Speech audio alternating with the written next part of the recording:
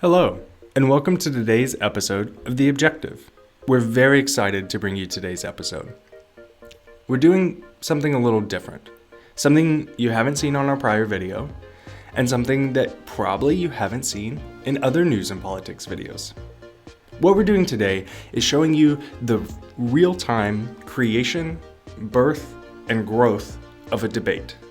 This is the really cool stuff why we created this show. We want you to see how a debate is actually created out of little baby facts and questions. So what better way to do that than with the ongoing impeachment trial hearings in the House of Representatives in the United States Congress. So what we've done here, what you can see, is we watched last Thursday's questioning of Ambassador Marie Yovanovitch. And so yes, right, and sorry, I'm watching the clip as you're watching the clip to kind of see what parts we're looking at. So what we've done is we've watched the first two 45-minute questioning sections, which are done by the lawyers. We didn't involve the 5-minute questions / statements by Congresspeople just because they tend to reiterate what was already questioned, and a lot of times it's more speeches than questions. So we wanted to focus on the legalese questions at the beginning. So this clip here is still on the Democratic side. The Democratic side, you had a few questions at the beginning from Chairman Schiff, and then most of them were done by Attorney Goldman, seen here. And then on the Republican side, which you'll see in a second when we get to that point, there were a few questions by Ranking Member Nunes, and then the remaining and most of the questions were done by Attorney Castor. These were 45 minutes each, so that's what you're watching is 20 times sped up of a couple of hours of watching more than that, because we had to pause it several times to actually make sure we got the question right, got the answer right, and all of that. And then sometimes they did a lot of rapid fire questions. Did you do this? Yes. Were you here on this date? Yes.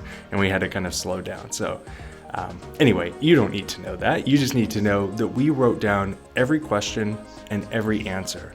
And why? Well, one, because it makes a cool visual effect. But more importantly, we wanted you to see the actual full life cycle of what this looks like. And so in today's day and age, it's very difficult to tell if when you're reading a report, when you're reading a summary of an event, it's difficult to tell if they read everything. It's difficult to tell, did they miss something? Because there are several times where I will watch a clip and somebody will give their summary of what happened, and I'll say, I think you missed this thing that I heard, or this thing that I saw, and it kind of eliminates trust a bit. So we want to build your trust. We're a new show, and we want you to see, hey, we wrote everything down. We looked at every single moment, whether we agreed with it internally or not. We wrote everything down, and that's what we're using to build out the argument, so that hopefully you can begin to trust that when we present the structure for the arguments, we are looking at everything.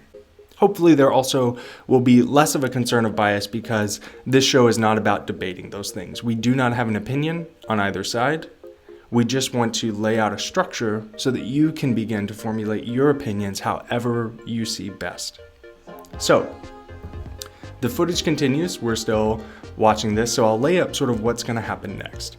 When we get done writing down these questions, we're going to assimilate them all, put them all together into fact statements. So we basically take all the questions, and several of them were kind of, just as I was saying earlier, little bits here or there.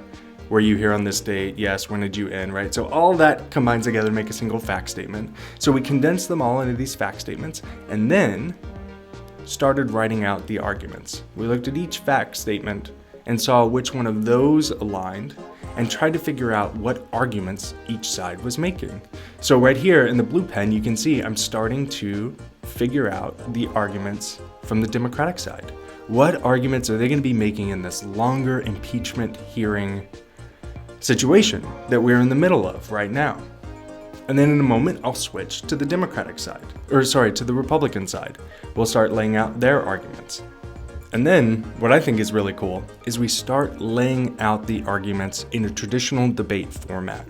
This is called a flow, and it's basically you take the first arguments that are made and you put them on the left side. You write out each argument. And then Any counters to those arguments, you write those out on the right side. And you can see where you can keep building left, right, keep building argument, counter until the debate is over. And you can visually see what arguments were made, what arguments were left, what things people agree on, what things they disagree on. When I was in high school debate, this was the way you decided the winner. Any argument that was not argued just flowed across, and presumably the person that made that argument won.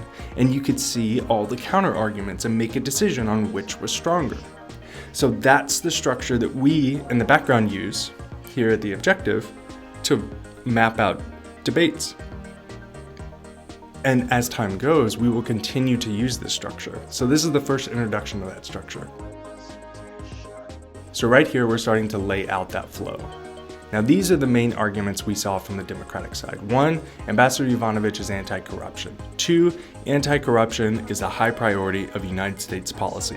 3, the Trump administration tarnished Ambassador Yovanovitch's reputation in order to replace her with a more corrupt person.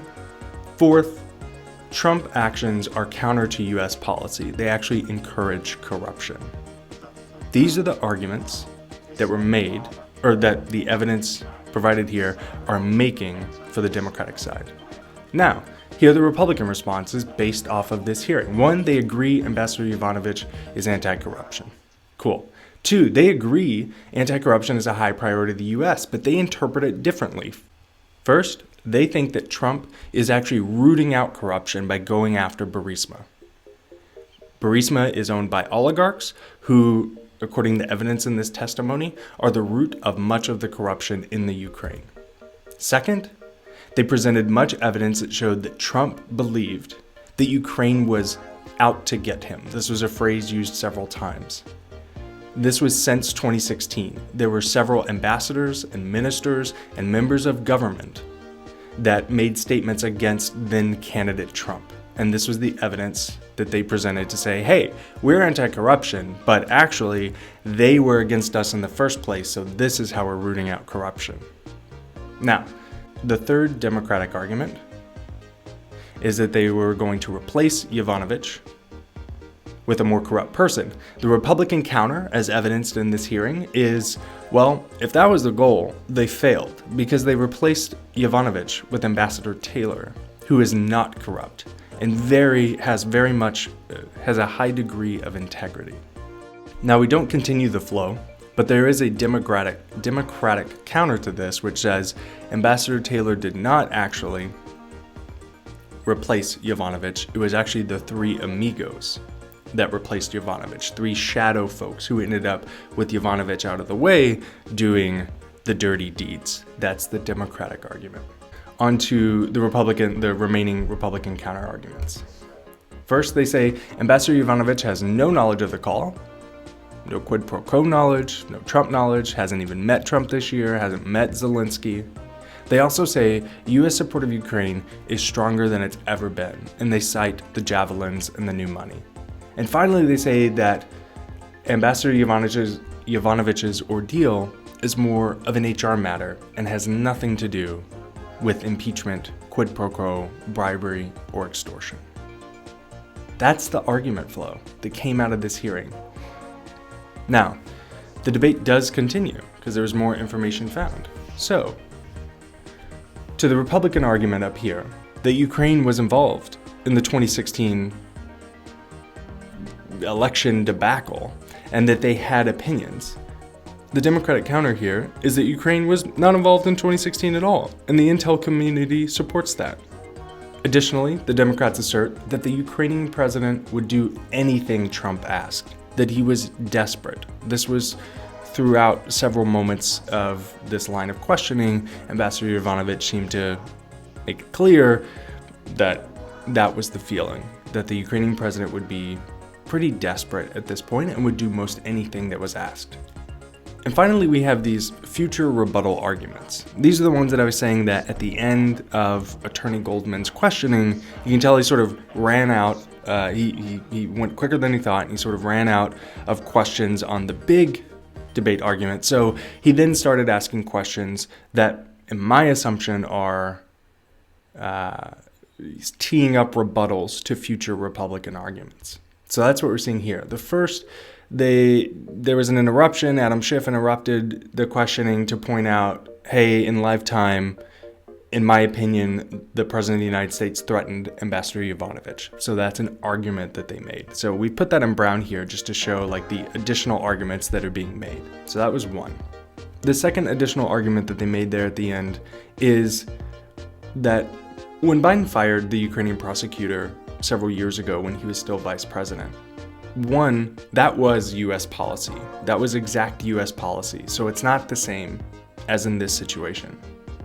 The second argument you'll see here is that several years ago, when then Vice President Joe Biden bragged about having the Ukrainian lead prosecutor fired, that was actually according to U.S. policy. So this is the argument that Democrats are making here, is that this is for U.S. policy, so that is different than what we're seeing now, which according to their arguments is against U.S. policy. They've also bundled in here the added bonus for this argument, which is since this prosecutor was corrupt and this prosecutor was not pursuing Hunter Biden or Burisma, having him fired would actually have risked Hunter Biden at more risk. So this is the argument that they're making here, is that Joe Biden's actions actually could have hurt his son instead of helping his son. And those were the arguments made during Ambassador Yovanovitch's hearing. This is what the flow looks like. So you can start to kind of make decisions on your own and start to see, okay, which of these do I agree with? Where do the facts go? And hopefully you start finding facts and putting them in here without deciding what you agree with first, right? Find the facts. And that's the goal here, right? So if you see a card here that's very interesting to you, something you don't know about, well, was Ukraine involved in 2016? Okay, now you have your structure. Now you know what to start researching, and you can start evaluating what evidence you see. Yeah, that's today's show. Pretty short, pretty simple. Let us know what you think. We are very deeply considering doing this for at least a few more of the hearings. If this was helpful, please let us know. Let us know by liking, subscribing, sharing, leaving us comments. We would love it. All right, thanks and have a great day.